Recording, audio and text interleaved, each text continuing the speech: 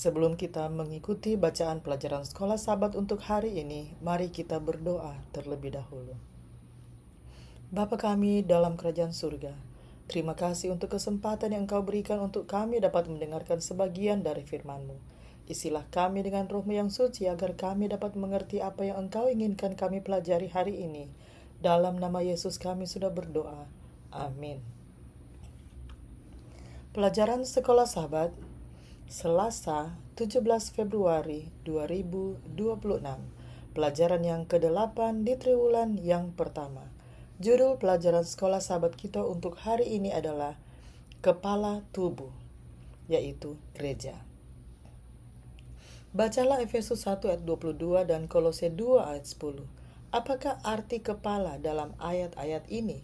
Apakah yang Paulus maksudkan ketika ia menyebut Yesus kepala gereja? Efesus 1 ayat 22. Dan segala sesuatu telah diletakkannya di bawah kaki Kristus dan dia telah diberikannya kepada jemaat sebagai kepala dari segala yang ada. Kolose 2 ayat 10. Dan kamu telah dipenuhi di dalam dia. Dialah kepala semua pemerintah dan penguasa. Adalah hal yang wajar menggunakan kata kepala dalam arti metaforis untuk merujuk pada posisi kepemimpinan, sebagaimana tercermin dalam berbagai bahasa di seluruh dunia. Penggunaan serupa juga ditemukan di seluruh perjanjian lama dan perjanjian baru. Perhatikan bagaimana kata kepala digunakan dalam ayat-ayat berikut. Pertama, Keluaran 18 ayat 25. Musa memilih orang-orang cakap dan mengangkat mereka menjadi kepala atas bangsa itu, menjadi pemimpin 1.000 orang, pemimpin 100 orang, pemimpin 50 orang, dan pemimpin 10 orang. Kedua, Bilangan 31 ayat 26, kepala-kepala puak umat itu. Ketiga, Ulangan 28 ayat 13, Tuhan akan mengangkat Israel menjadi kepala dan bukan menjadi ekor, jika mereka menurut dia. Keempat, Yesaya 7 ayat 8, sebab Damsyik ialah ibu kota Aram, dan Rezin ialah kepala Damsyik. Kelima, Hosea 1 ayat 11, orang Yehuda dan orang Israel akan mengangkat bagi mereka satu pemimpin. Keenam, Mika 3 ayat 9, hai para kepala kaum Yakub dan para pemimpin kaum Israel. Ketujuh, 1 Korintus 11 ayat 3, kepala dari tiap-tiap laki-laki ialah Kristus. Dengan demikian, Kristus sebagai kepala gereja memberikan kepemimpinan, bimbingan, dan pemeliharaan bagi kesatuan serta pertumbuhan gereja. Kolose 2 ayat 19. Bacalah 1 Korintus 12 ayat 12 sampai 27. Di sini Paulus juga menggambarkan gereja sebagai sebuah tubuh. Aspek apa sajakah tentang gereja yang disampaikan melalui metafora ini? 1 Korintus 12 ayat 12 sampai 27. Karena sama seperti tubuh itu satu dan anggota-anggotanya banyak dan segala anggota itu sekalipun banyak merupakan satu tubuh, demikian pula Kristus. Sebab dalam satu roh kita semua, baik orang Yahudi maupun orang Yunani, baik budak maupun orang merdeka, telah dibaptis menjadi satu tubuh dan kita semua diberi minum dari satu roh. Karena tubuh juga tidak terdiri dari satu anggota tetapi atas banyak anggota. Andai kata kaki berkata, karena aku bukan tangan, aku tidak termasuk tubuh. Jadi benarkah ia tidak termasuk tubuh? Dan andai kata telinga berkata, karena aku bukan mata, aku tidak termasuk tubuh. Jadi benarkah ia tidak termasuk tubuh? Andai kata tubuh seluruhnya adalah mata, di manakah pendengaran? Andai kata seluruhnya adalah telinga, di manakah penciuman?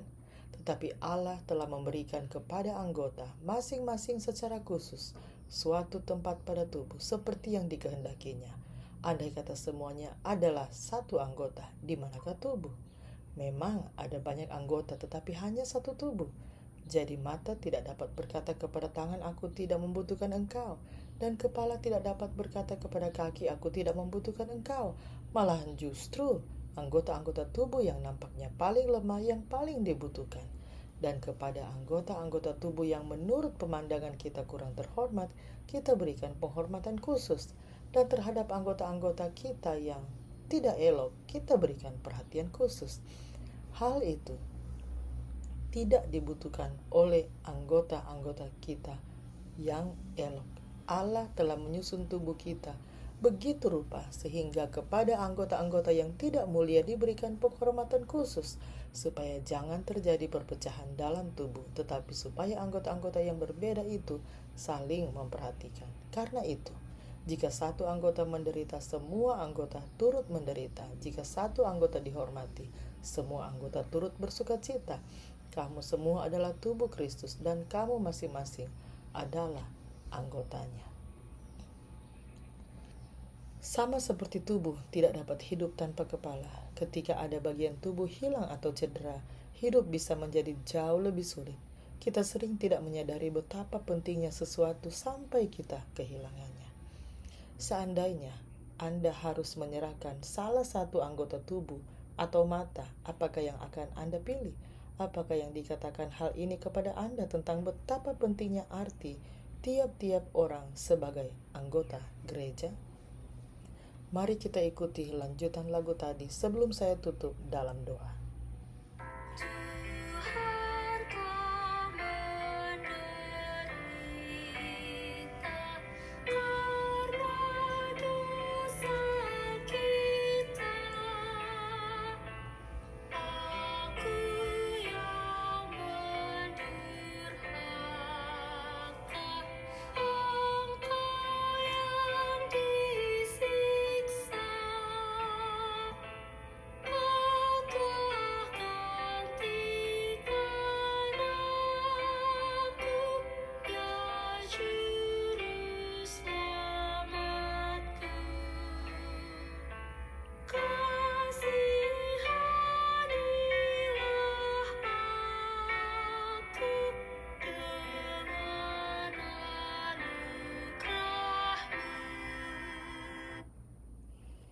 Mari kita berdoa.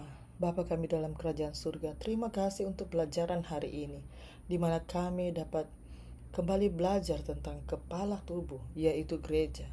Kiranya Engkau dapat menolong kami ya Tuhan, agar kami dapat saling menghargai, saling mengasihi, saling memperhatikan sebagai anggota dari gereja.